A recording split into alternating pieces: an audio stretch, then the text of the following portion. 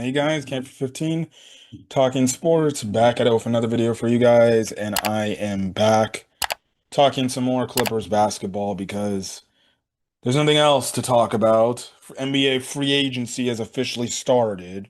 Maybe I'll have to find time to get with my uncle and maybe talk about this NBA free agency period that's been going on. Today was the first day of NBA free agency, and the Clippers, leading up to free agency, made some moves. And at the same time, they also made a move in free agency, securing their backup center in Brook Lopez. But the Clippers made two moves before the Brook Lopez signing, or before the day, and that is the fact that they actually signed James Harden, or re-signed James Harden and Nicolas Batum back to new contracts. So let's talk about Nicolas Batum first.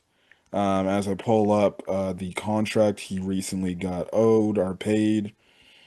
As I didn't. So, both these players, Batum and James Harden, they opted out of their initial deals, and they ended up signing a 2-year deal, which basically lines them up with Kawhi's deal of the fact that this hopefully, and I mean hopefully, this era completely dies in 2027. But whatever. Anyways, the Nicholas Batum, he signed a 2-year, $12 million deal. He comes back to the Clippers. Again, what more else needs to be said about Nick Batum? He's just the guy, he's just the glue piece that ever since he first got to the Clippers, back in 2020, the 2020 season, he's just been a dude that just been finding ways to do the right things, and he continues to do the right things, and he's been efficient at doing that. And again, he's a dude that just does the little stuff that the team needs him to do. And he comes in, he does his role, he knows his role. It is what it is. That's what you got, Batum. Fine enough. I thought he played fine in the playoff series, and he should have been utilized more in the playoff series against Denver, but didn't decide to do that, and because of it, we basically sucked. And it cost us in the end because the coach failed to realize that, guess what? Maybe, I should use him more. And by the time he decided to use Batum a little bit more, it was already too freaking late. Obviously, that was a Ty Lue freaking staple right then and there. Batum averaged 40 or 4 points, 2.8 rebounds, 1.1 assist. As I pull up more of his stats, um, what is it?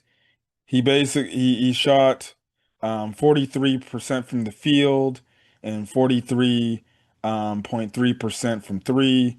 Again, he was an 81% free throw shooter. Uh, Averaged, as I'm seeing, a point 0.5, blocks per game. Again, like I said, he did all the little things that the Clippers needed to do. It is fine what it is. Again, I'm like one of the few Clipper fans that hates everything that the Clippers stand for, and I'm probably like the one Clipper fan on social media that it doesn't matter what move they decide to make.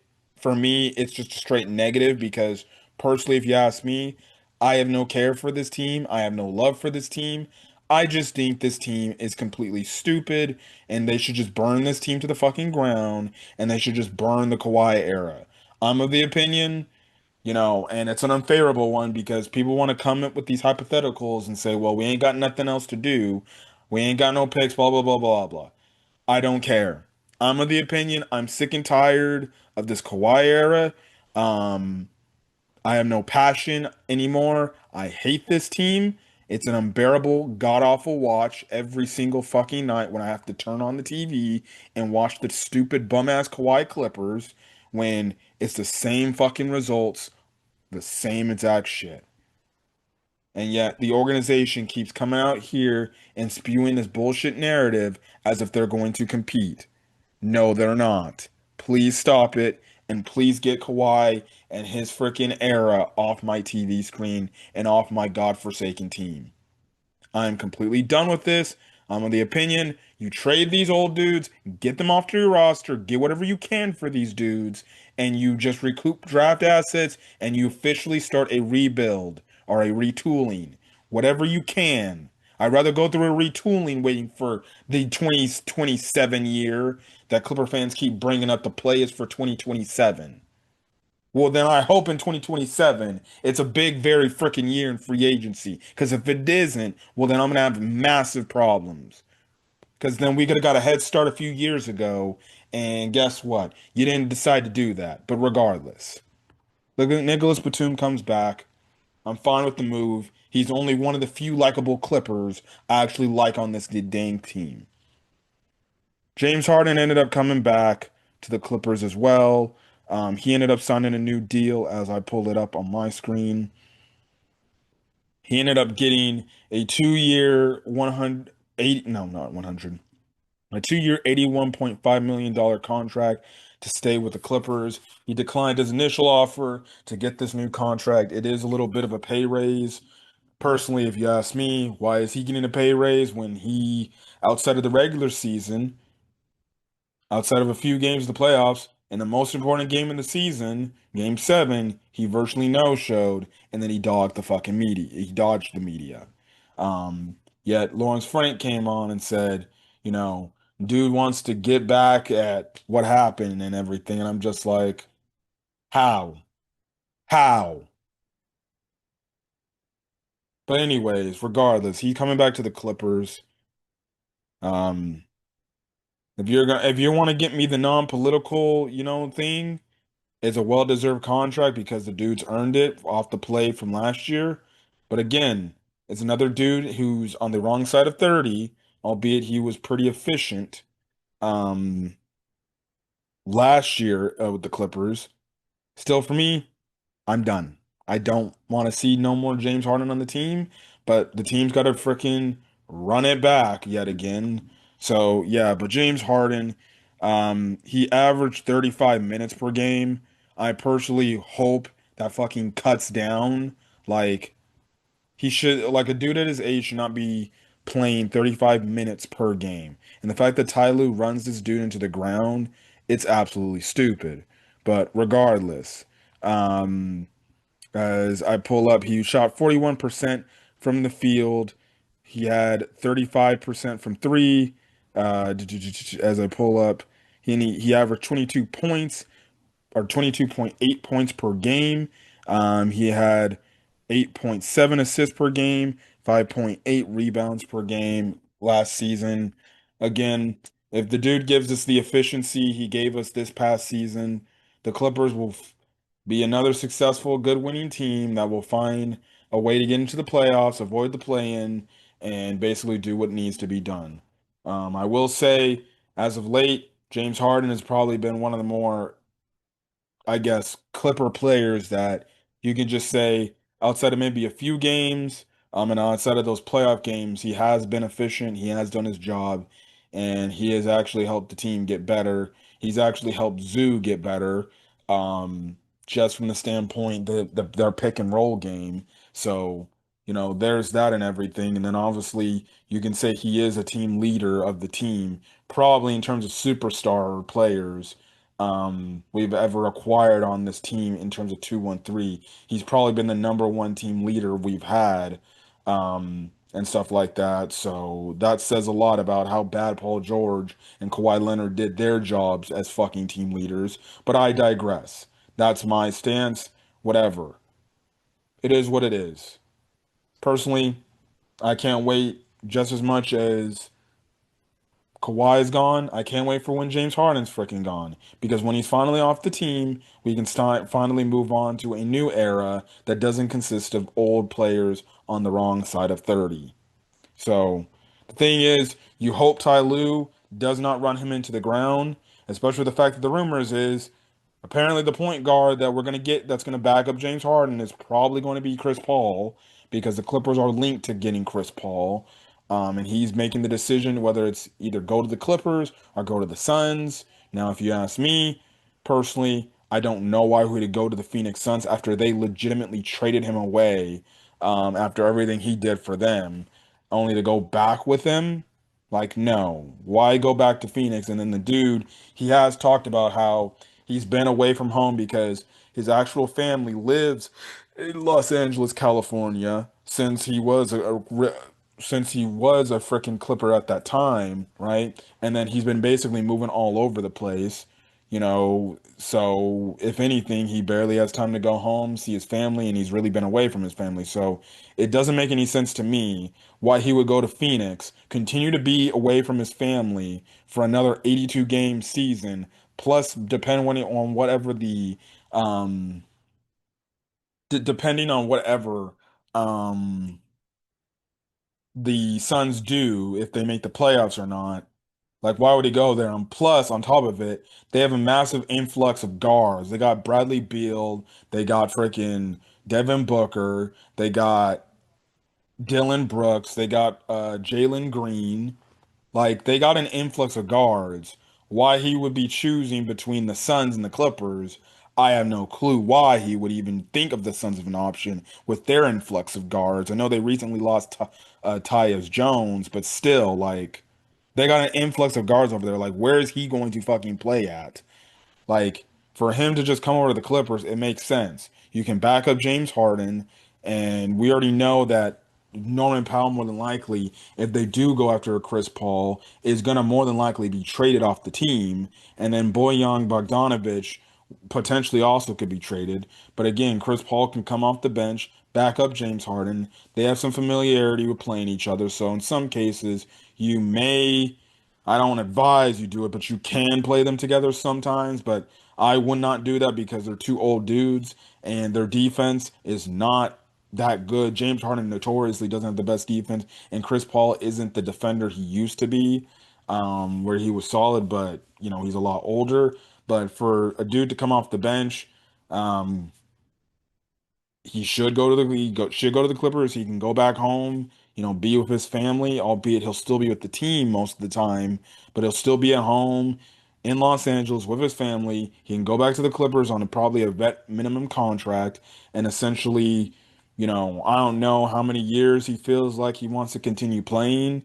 That for all we know, he gets to play with the Clippers for the next 2 years and then he wraps his career up because realistically, outside of his New Orleans Hornets tenure, his most biggest known prime tenure was when he was with the Clippers. So it would be a feel good story to go back to the Clippers, finish your career out with the Clippers, albeit you may not get that championship that's been eluding him so much. And he only went to that one NBA Finals appearance when he was with the Suns. But for him to come back to the Clippers, and ride off into the sunset that way, it'd be a nice way to end off his career in a place where he helped establish the franchise to where it is today, to be the consecutive, seasonal winner it is today with these consecutive winning seasons. So, there's that and everything. And then plus, just for nostalgia reason, it'd be good for the Clippers fan base, because most of the Clippers fan base at this point, they already know what type of team we're employing, which is in a retirement facility. So at this point, they don't even freaking care if we get Chris Paul back. For them, to be honest, Chris Paul is just and for me, I personally, fine, whatever. If it happens, it happens. Big deal. Okay, cool. I'll probably get me a Chris Paul, new Clipper jersey because it actually freaking warrants that. I'm not buying a new James Harden or a new Kawhi Leonard Clippers jersey because I hate those dudes and I want them dudes off my team. Chris Paul, if you were to come back, I'll spend the money to go get me a blue Clippers jersey, with Chris Paul with this new Clipper jersey stuff, right? Um, but again, like I've had my issues if you follow my tweets, I personally think Steve Ballmer and the Clippers are more worried about ticket sales more than actually winning games and actually focusing on a championship. But if the Clippers come bring Chris Paul back, that's what that move is strictly for. It's just strictly to get ticket sales up, get the nostalgia for fans who loved the Lob City era of Clippers basketball when that was legitimately the last fun time we actually ever had as a fan base. outside of the freaking retooling year, the post-Lob City years. But outside of that, like that just is pure nostalgia. The Clippers were signing Chris Paul. It's just a cash grab slash ticket sales move. You get the Lob City fans who love Lob City to death. There's that, right? So maybe he comes back. I think he probably is. More than likely, he's coming back. But again, my opinion is it's another old fucking player. A player that's 40 years old and he's your backup point guard. Where the fuck is the youth in this? And then let's talk about the most recent guy that the Clippers signed. And they signed Brook Lopez to a 2-year, $18 million deal. I believe they still have the the mid-level player exception, so they could use that. Right now, what I see with where they're at right now, the only other way they can do is they get Chris Paul through a vet minimum contract, and then they decide to trade Norman Powell, and Bogdanovich, I'm guessing. Some people want the Clippers to go get John Collins. At this point, I don't care. At least he's a youth. He's a player with youth and athleticism. So fuck F it. Go get John Collins.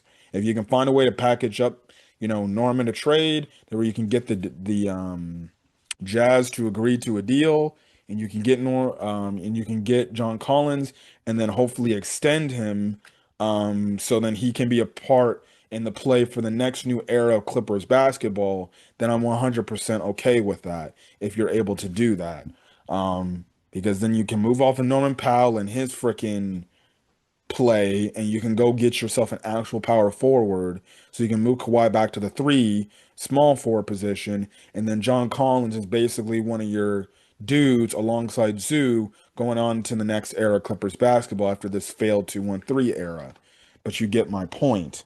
But the Clippers signed Brook Lopez to be the backup center.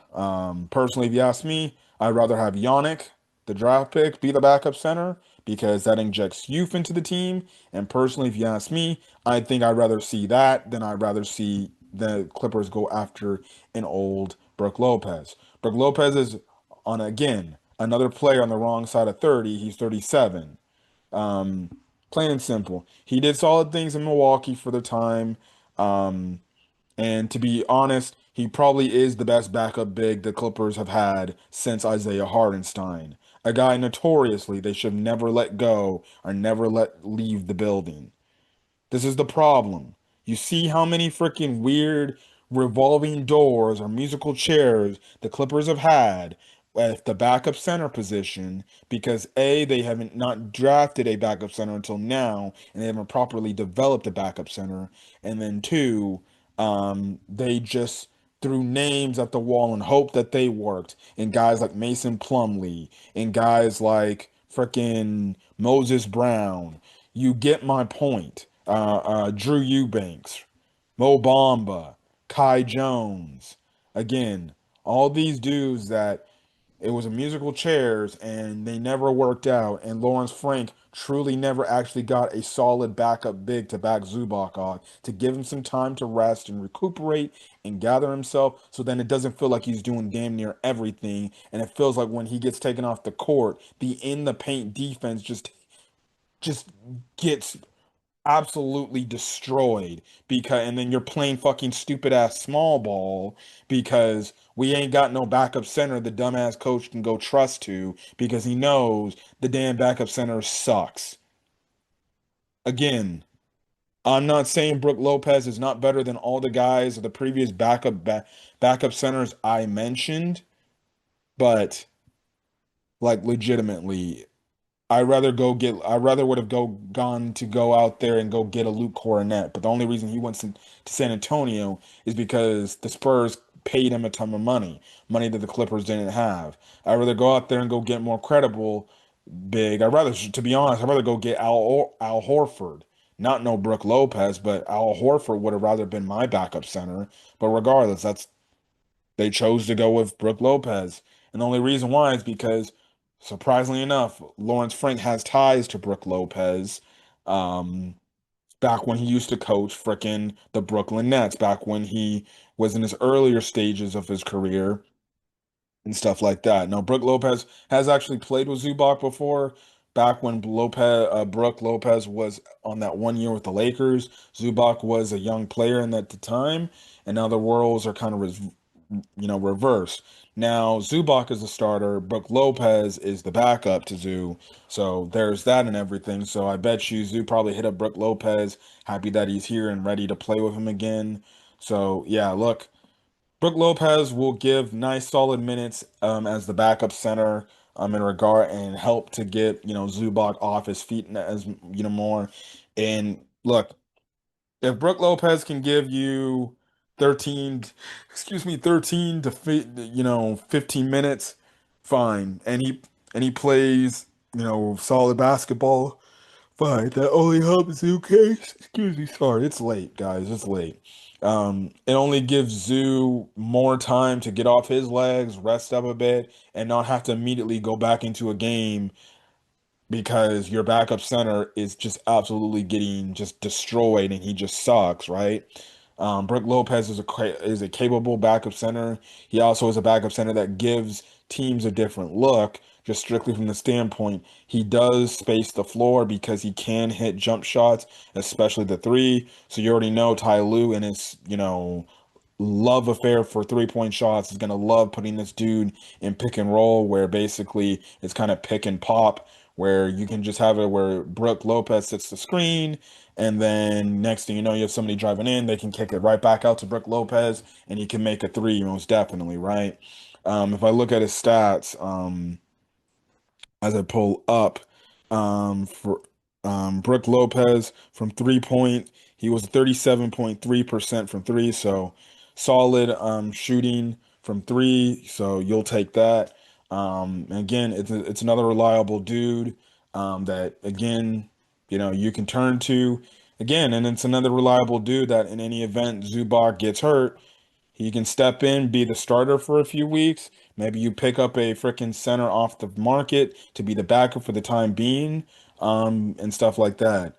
It's a good move. Just strictly, you're not running Zubac into the ground to the point you're overworking him because previously your backup center position sucked. Now you have a solid backup center.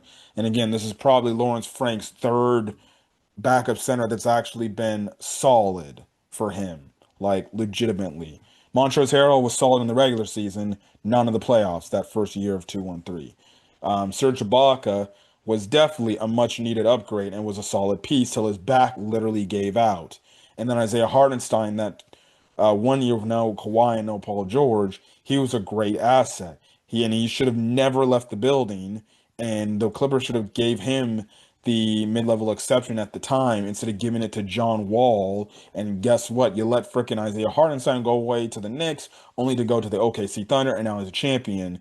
And if we just had kept him on the team, he'd still be here on the team, and your backup big position would be fine. And who knows how the team would have looked at the time if you didn't, if you had your backup big in Isaiah Hardenstein alongside freaking James Harden, Kawhi, and Paul George, and shit, even that Russell Westbrook year, like for the love of God, man. Maybe even you go back to it. Maybe if they didn't go after John Wall and they did resign Isaiah Hardenstein, for all we know, maybe Harden gets to the freaking Clippers a lot sooner rather than later. I don't know. We would have, the fact that the Clippers never re-signed Isaiah Hardenstein and we never got to see Isaiah Hardenstein play with Kawhi or Paul George, it was an absolute travesty. Like, it's stupid, man. It was stupid. He's a really good player, and we just let him go away because we wanted to get a old, washed-up point guard that honestly should have been retired, right? So, there's that and everything. But regardless, the Brook Lopez signing, it's fine for me. It's fine. The only issue I have with the signing is it's another old guy. And this is my overall, thing and my overall conclusion to the roster as of now. Like right now, the average roster is probably 37 or 35. 35, I'm going to be generous. Like it's an old roster. And to me, that's not attractive. We have Lawrence Frank continue to come out in these press conferences and talk about, yeah, we understand we need to get younger. Well, if you understand, if you keep saying that, well then please, when you make decisions, you make moves in free agency or trades, I hope that means you're acquiring younger talent. This is my issue. People want to talk about the players for 2027 when the Clippers can let Kawhi Leonard and James Harden just walk. If not, if they retire, they ride off into the sunset, blah, blah, blah, blah, blah, right? And then you can prepare and put yourself in stone for the next era of Clippers basketball. Now, my only issue and my only pushback with the fact is if you're going to be talking about the plays for 2027, why are we signing these old guys? And don't give me this excuse, well, the Clippers are trying to be competitive and they're just trying to win games. I'm not doing that shit right now. I'm not doing that. See, if you're trying to tell me that Kawhi Leonard and James Harden's on this roster, you're telling me that you're trying to compete for a championship, which we all know is fool's gold. It's an April Fool's joke. There you have no chance. It's even competing for a championship in the Western Conference. Denver literally got better today. Houston is better, much better team today. OKC are the champions. Grizzlies look like they could potentially be a really good team. Who the hell knows about whatever the hell's going on with the Lakers? But you get my point. This team continuously thinks that relying on old dudes will get them where they need to go. No, it is not going to. And yet I'm in Twitter arguments with people that think I don't know what I'm talking about, but this is my stance. And this will forever be my stance till Kawhi is gone, until the organization actually finally realizes that they need to pivot and actually embrace the youth. But again, like I'm saying, if the play is 2027, why do we have a bunch of 30-year-old players on the roster? Is it because, well, we know these players, they're going to be gone and we're going to move off on these dudes? Well, if that's the fucking play, well, then geez Louise, I'd rather set in stone some youth players that you can pair on with the next era of Clippers basketball, and you can freaking make another move, maybe get another star player to come on your team and help enhance your team along, and then further as the years go on, you either find a way to get another star or you draft and develop a star player and mold him to a dude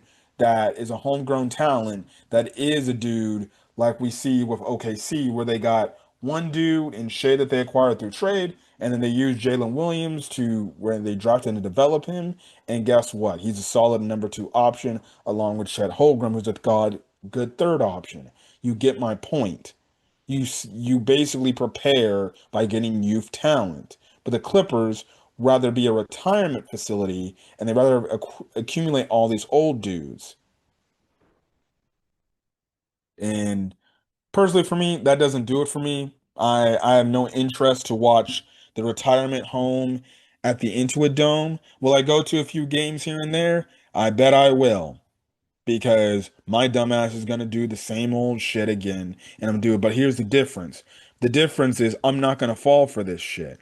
I'm still gonna hold this team to a goddamn standard as if they're championship contenders. And if they're championship contenders, well then I expect them to bring me a damn championship. So the more they continue to run it back with Kawhi, I'm gonna put these big ass expectations on them, even though I know they're not gonna come through. But until I get what I want, which is you blow it up to kingdom come and you realize that what you're doing is 100% wrong, and that the fact that you cannot run it back with this dude no more with Kawhi and James Harden, and until Lawrence Frank finally admits that and moves off on these dudes, I will continue to hold these guys to a championship or bust standard. And if it is not that, then that's absolutely a stupid mindset to have if you're thinking, well, I already know what the thing is. Yeah, you can know what the whole thing is, but at the end of the day, if you're telling me Kawhi's on the team, I expect him to compete for a championship. And if you don't win a championship, it's a failure of a season. But knowing the Clippers, they'll probably again find a way to win 50 games again.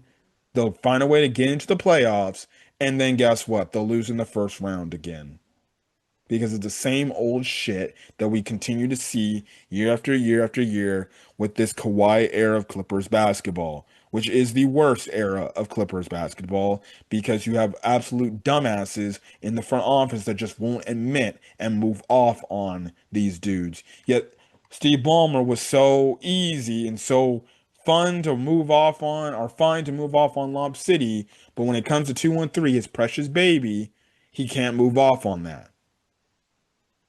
And again, I don't care if it's the fact where you can say, well, the Clippers got no picks. What is there? I don't care. You trade away these players, get whatever you can for these players, and you move. If you're bad for a few years, so be it. If it puts you off in a worse position, so be it. You never should have done any of these dumbass trades where you give up your first round picks and you never would have put yourself in this position. But whatever. Personally, if you ask me, I think the team's going to get is progressively getting worse as they are, and the team is going to be a bad team when we finally move off of Kawhi and Paul George. I mean, Kawhi and James Harden. I think that the team's going to be bad. So, regardless, the team needs to be bad and they need to start a rebuild. Owner won't do it because he doesn't want to harm ticket sales. Front offices want to do it because they know they'll lose their job if they decide to rebuild. But whatever. Brook Lopez is a solid signing. He's just another old player. And personally, if you ask me, I don't like it. Entire roster is a bunch of old players. In today's game, you need to have young players. In a playoff series, you're going to get worn. These old dudes are going to get worn out the longer the series goes on. That's why for the Clippers have to win playoff series in 5 games or less, 5 or 4 games. The game goes 6, 7 game series, Clippers lose because they'll be gassed by game 7 because they don't have the young legs like other teams do. That's why it was imperative the Clippers win the series against Denver in 4 or 5 games because then you can prepare and rest up for OKC. While OKC would have probably ran us out of the building, but even if you had confidence you could beat OKC, you'd have to take them down again in a 4 or 5 game series because by the time you get to game 6 and 7, your old dude's legs will be completely shot and completely dead. Especially the fact that the NBA, for whatever reason, they don't do 2 game breaks. They do 1 game, you get a day off, and then a game again. Outside of traveling to a different city, that's the only time you get 2 days off. But other than that, it's typically game 1, day off, game 2, you'll get 2 days off, game 3, day off, game 4, and if necessary, game 5, 1 day or 2 days off, and then yada, yada, yada. But whatever. Um, I could care less again what the moves the Clippers are doing. Again, I will continue to say until Kawhi Leonard's gone for good, I'm not 100% bought into anything that the Clippers are doing. I'm not bought into anything that Lawrence Frank wants to spew and say. I don't give a shit. Until Kawhi Leonard is off the team, I will have no belief in the Clippers and their direction going forward. When Kawhi Leonard and the Clippers basically make it known and clear that dude is off the team, I will 100% have belief in the team again because I'm like, finally, we can move off this era. That's all I want. Clipper fans will call me haters, say I don't support the team or whatever. I still support the team. But I'll support the team fully 100% when Kawhi Leonard is gone. When Kawhi Leonard's gone, I'll support the team then because they'll actually have a direction, not this mindless direction that the team is playing now by doing that. Otherwise, I'd rather Lawrence Frank come out in person and say, look, we're still going to try to compete. We'll still try to be competitive. But personally, we know this thing is winding down and it's not going in the right direction. But personally, if you ask me, our play is for 2027. That's our play, but we'll do what we can within these years leading up to 2027 to see if we can maybe find a lucky way to win and maybe find a way to get to an NBA Finals. But outside of that, I have no clue. When it's 2027 and the team realizes it's time to move off Kawhi and James Harden and go in the new direction, the new era for Clippers basketball, that's when I'll have belief because that's when I'll know the direction and I'll actually have fun watching the team again because then that means I can finally hope and get bought back into the team that, in my opinion, I just don't like at this moment in time. But that's my thoughts on the moves. Put your thoughts in the comment section, your thoughts on James Harden and Nicolas Batum resigning, and then your thoughts on Brook Lopez signing to be the backup center. Personally, I'd rather have Yannick be the backup center, but they believe he's 2 years away, which makes absolutely no sense why they drafted him if he's 2 years away. You should have just wasted your time on getting a more NBA ready prospect. But they chose to go for another raw prospect who will never touch the court for the Clippers and will more than likely be in Oceanside playing in the G League, doing absolutely dog shit nothing. And then we'll trade him by year number 3 just for a trade piece to try to maybe get a superstar, and then he'll go probably kill it somewhere else. And the Clippers will have fucked up another draft pick. But that's just me. But anyways, I'm the guy for guys. If you guys like the video, leave a like. Put in the comment section your thoughts. Hit that subscribe button if you want to get more Clippers content or any other sports content I upload to the channel. Till then, guys, stay safe out there and have a great rest of your day or your night. Till then, guys, peace.